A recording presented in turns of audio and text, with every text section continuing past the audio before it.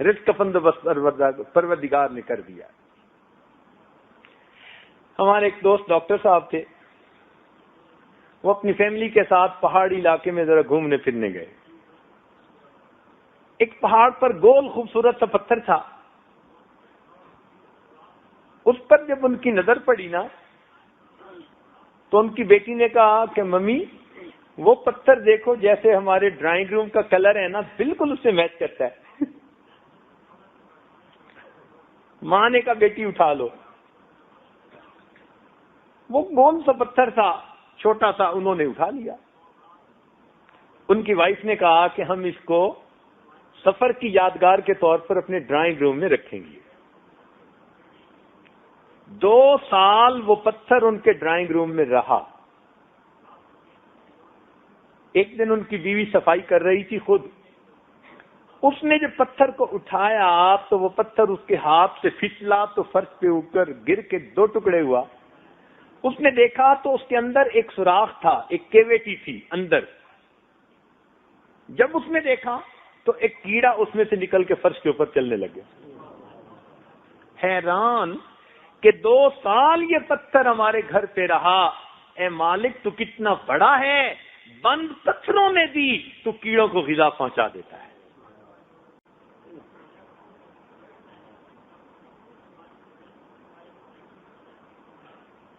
رزق جس کا ہو اس کو مل کے رہتا ہے. ایک دفعہ ہمیں سفر کرنا تھا،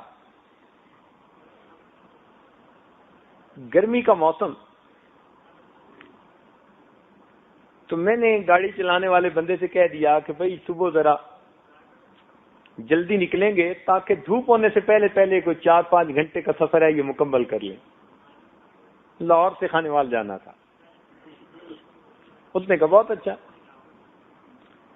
اب اللہ تعالیٰ کی شان دیکھیں کہ جب ہم نے سفر شروع کیا تو صبح صبح تو سڑکیں خالی ہوتی ہیں اور سڑک بنی ہوئی بھی اچھی تھی. تو ڈرائیور سفر طے کرنے کے شوق میں اس کو ذرا تیزی سے طے کر رہا تھا. یہ عاجز پچھلی سیٹ پر بیٹھا کسی کتاب کا مطالعہ کر رہا تھا. اچانک اس ڈرائیور نے نا زور کی بریک لگائی، کافی زور کی بریک لگائی نا تو جیسے کوئی چیز گاڑی کے ساتھ ٹکراتی ہے ایسے فرنٹ پہ ذرا ٹکرائی بھی صحیح، آواز سی آئی. میں نے ان سے پوچھا کیا ہوا؟ کہتے حضرت بس کتا آگے آ گیا تھا، میں نے بچانے کی بڑی کوشش کی مگر لگتا ہے وہ نیچے آ گیا. میں نے کہا مجھے لگتا ہے کہ آپ نے رات کو نیند نہیں پوری کی، آپ کو نیند آ رہی ہے. آپ کو میں نے پہلے بھی سمجھایا کہ جب سفر پہ نکلنا ہو تو رات نیند پوری کرتے ہیں. اچھا ایسے کریں کہ آگے آپ کو کوئی ہوٹل ملے تو ذرا روکنا، میں آپ کو ایک ڈرائیور کپ چائے پلاؤں گا تاکہ آپ کی نیند ٹھیک ہو جائے. خیر اس نے پھر گاڑی بھگانی شروع کر دی. 30 یا 35 میل گاڑی چلی اور 35 میل کے بعد جا کر ایک ریسٹورانٹ تھا سڑک کے بالکل اوپر بڑا. اس نے وہاں جا کے گاڑی روکی. میں نے اسے کہا آپ چائے پیئیں. تو دل میں خیال آیا کہ بھئی وہ پتہ نہیں آگے کوئی چیز لگی تھی تو ڈینٹ پڑا، کیا ہوا، میں ذرا دیکھوں جو صحیح. تو اس عاجز نے نیچے اتر کے جو فرنٹ پہ آ کے دیکھا تو حیران رہ گیا کہ آگے کے بمپر کے اوپر وہ کتا آرام سے بیٹھا ہے. یا اللہ، 35 کلومیٹر ہم نے تیز رفتاری کے ساتھ سفر کیا، 120 30 40 پہ گاڑی تھی، کتا یوں بیٹھا ہوا. اب میں نے جب کتے کو قریب سے دیکھا، اس نے بھی دیکھا اور محسوس کیا کہ گاڑی تو بند ہے. تو اب وہ آہستہ سے نیچے اترا تو 1 میٹر کے فاصلے پر ریسٹورانٹ والوں نے ہڈیوں کا ڈھیر لگایا ہوا تھا، اس نے آرام سے ہڈیاں کھانی شروع کر دی. میں نے کہا اللہ، بس اب بات سمجھ میں آ گئی. اصل میں اس کا رزق آپ نے یہاں رکھا ہوا تھا اور کتے کے اندر اتنی استطاعت نہیں تھی کہ یہ چند منٹ میں اتنا فاصلہ طے کرتا. اللہ نے آپ کی ہماری گاڑی کو اس کی رائڈ بنا دیا. تو ہوا کیا تھا، ادھر ڈرائیور نے بریک لگائی اور ادھر اس کتے نے جمپ لگایا. تو گاڑی ذرا جہاں آہستہ ہوئی وہ بمپر کے اوپر آ کر یوں پڑا اور وہیں بیٹھ گیا. نہ اس کو چوٹ لگی نہ کچھ. 35 کلومیٹر کا سفر اللہ نے کروا دیا بغیر ٹکٹ کے.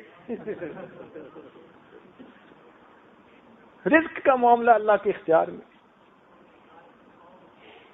وہ ہڈیاں تھیں اس کا رزق، اس نے کھانا تھا، اللہ تعالیٰ نے اس کو پہنچانا تھا. ایک صاحب کوئٹہ میں تھے، ان کا بیٹا تھا کوئی 7-8 سال کا. اب یہ بچے چھوٹے جو ہوتے ہیں نا، یہ کوئی نہ کوئی الٹی سیدھی حرکت کرتے ہی رہتے ہیں، کچھ نہ کچھ کرتے رہیں گے. بے بکری، بے بندر، بے بچہ، یہ تینوں کچھ نہ کچھ کرتے ہی رہیں گے، آرام نہیں ان کو. وہ چنے بیٹھا کھا رہا تھا اور چنے کیسے کہ یہاں سے اٹھا کے نا وہ پھینکتا اور منہ سے کیچ کرتا، پھر دانا پھینکتا پھر منہ سے کیچ کرتا. اللہ تعالیٰ کی شان کے بے دھیانی میں جو اس نے دانا پھینکا نا تو سیدھا ناک کے اندر چلا گیا. اب اس نے جلدی سے انگلی جو مگا اور اندر پینک ہو گیا تھوڑا، اور اس کو اگر اس نے نکالنا چاہا تو وہ اچھی طرح ناک کے اندر کے سوراخ میں پہنچ گیا. اب وہ ماں کے پاس آیا، امی یہ ہو گیا ہے. اب ماں سمجھدار تھی، وہ کہنے لگی کہ اس نے اتنا آگے پہلے سے پہنچا دیا، اگر میں نے کوشش کی تو ایسا نہ ہو کہ یہ اور اندر چلا جائے، زخم ہو جائے، کوئی کمپلیکیشن ہو جائے. مگر عجیب اللہ تعالیٰ کی شان کہ اسی دن انہوں نے لاہور واپس آنا تھا اپنے کسی عزیز کی شادی کے سلسلے میں، اور 1.25 گھنٹہ فلائٹ میں باقی رہ گیا تھا. بس ابھی وہ ماں اس سے بات کر ہی رہی تھی، اتنے میں خامد گھر آیا، کہنے لگا مجھے دفتر سے آتے ہوئے دیر ہو گئی، جلدی جلدی اب سامان اٹھاؤ، چونکہ 15 منٹ ایئرپورٹ پہنچنے میں لگیں گے اور گھنٹہ پہلے رپورٹ کرنی ہوتی ہے، اور فلائٹ نہیں میں مس کرنا چاہتا، اوور بکنگ ہے. لو جی، اس بیوی نے کہا جی کہ اس کے ساتھ تو یہ ہو گیا.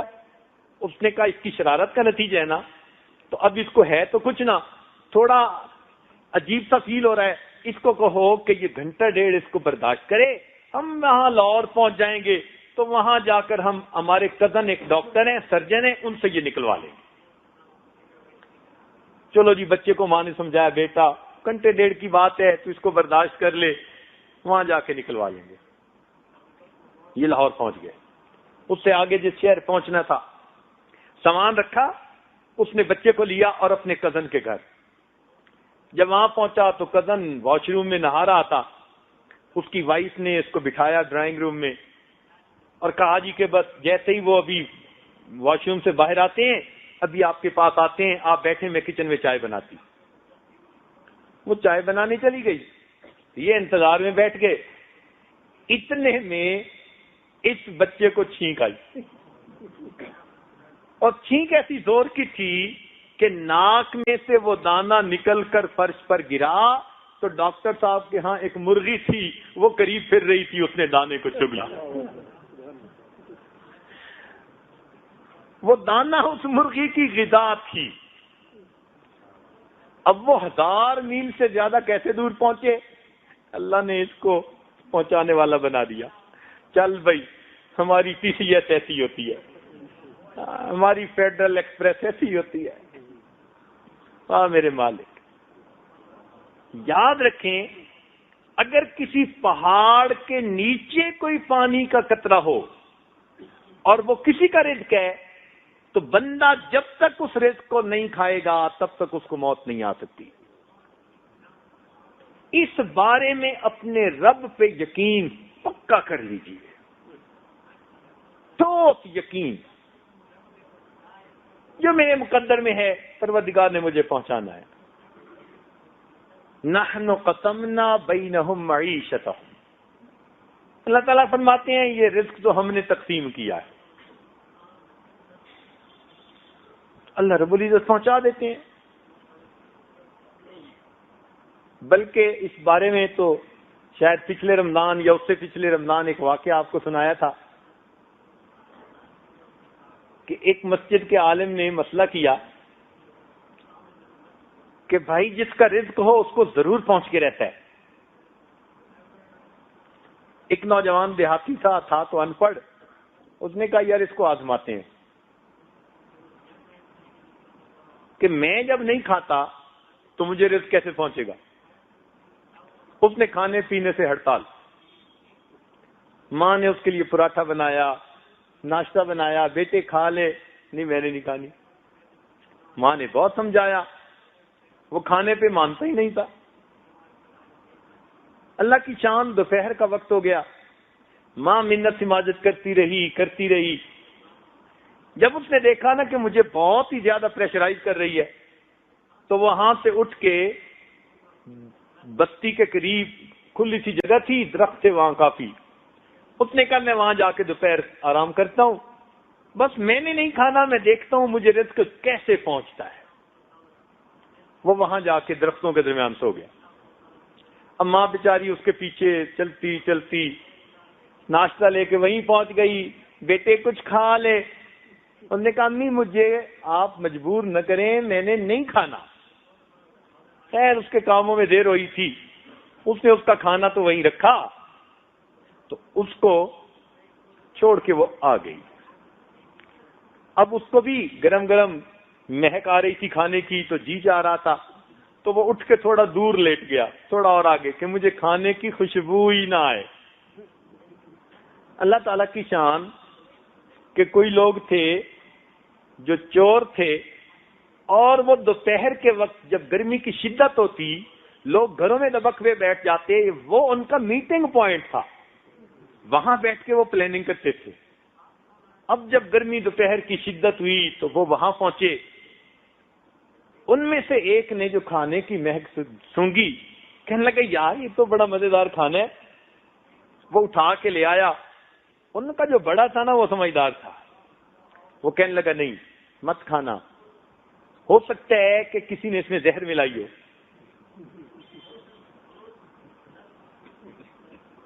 اور ہمارے لیے ٹریپ ہو, یہ نہیں کھانا. اس نے کہا کون ملا سکتا ہے؟ اس نے کہا اچھا یار جس نے ملائی ہوگی قریب ہی ہوگا کہیں, ذرا دیکھو تو صحیح. اب وہ جو ادھر چلے تو یہ صاحب پڑے ہوئے مل گئے ان کو, انہوں نے پکڑ لیا.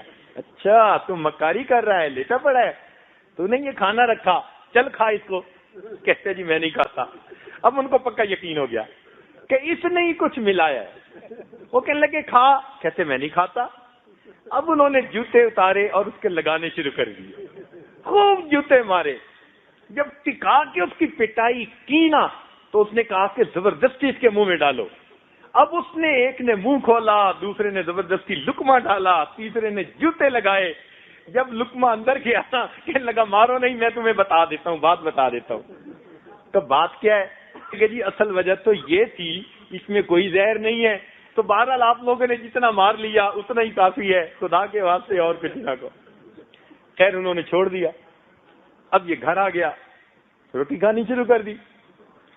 خیر اب جب اگلا جمعہ کا دن آیا تو مولانا صاحب نے پھر آگے جو ہے وہ اپنا مسئلہ چھیڑا اور مزید آیتیں اور حدیثیں اور ساری بتائیں. یہ غور سے سنتا رہا. جب جمعہ پڑھ لیا نا تو اٹھا اور مولانا صاحب سے آ کے ملا. کہتے مولانا صاحب آپ مسئلے ادھورے نہ کیا کریں, مسئلے پورے کیا کریں. انہوں نے کہا کیا مطلب؟ کہ مولانا آپ مسئلے ادھورے کرتے ہیں, مسئلے پورے کیا کریں. اس نے کہا پورے کیا؟ یہ آپ نے پچھلی دفعہ کہا تھا کہ جس کا رزق ہوتا ہے اس کو پہنچ کے رہتا ہے. تو بھائی یہ پورا مسئلہ ہی تو کیا. کہنے لگا یہ ادھورا ہے. پورا مسئلہ یہ ہے جس کا رزق ہو اس کو پہنچ کے رہتا ہے, اور جو نہ کھانا چاہے اللہ اس کو جوتے مار مار کے کھلاتا ہے.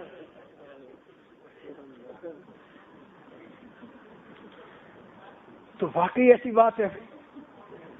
آپ نیت تو کریں کہ میں نہیں کھاتا, دیکھیں اللہ آپ کو کیسے کھلاتے ہیں. مجبور ہو کہ آپ کو کھانا پڑے گا. ہاں میرے مولا آپ کیسے دینے والے رزاق ہیں, کیسے پہنچانے والے رزاق ہیں. اللہ رب العزت نے رزق کا ذمہ لیا ہے.